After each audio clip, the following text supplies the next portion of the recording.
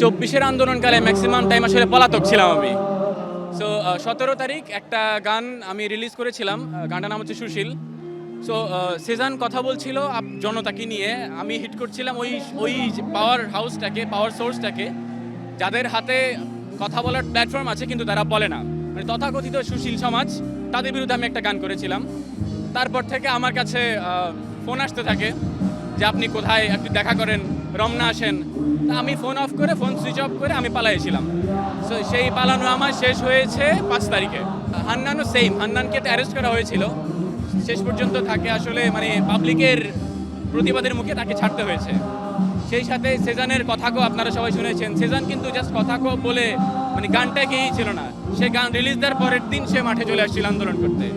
আমি গান করেছিলাম, আমি আজকের দিনে, গত 2 বছর আগে আজকের দিনে আমি ছিলাম বাংলা মোটরে, যেখানে সবচেয়ে বড় হামলাটা পুলিশ, যুবলীগ, ছাত্রলীগ একসাথে করেছে আমাদের উপরে।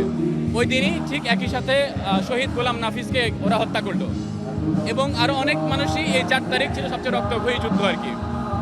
সো রিজেম্বলেন্স বলতে আমাদের 4 তারিখের এটাই মনে আসে।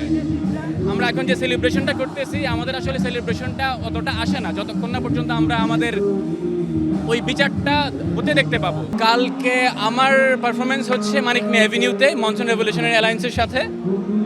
আর এমনিতে ওখানে তো আমাদের সাথে তাশরিফ আছে, আমাদের সাথে আর্টসেল থাকবে, আমাদের সাথে আর্ট থাকবে, সেজান থাকবে, যখন সেজান এখানেও থাকবে আজকে। সো আগামীকাল ওইটার একই সাথে স্যামলটেনিয়াসলি আপনার শাহবাগেও ইনকিলাব মঞ্চের একটা কনসার্ট থাকবে, একই সাথে সোহরাওয়ার্দী উদ্যানে এটা মেবি সরকারি পক্ষ থেকেই বিএনপির একটা প্রোগ্রাম থাকবে আর কি।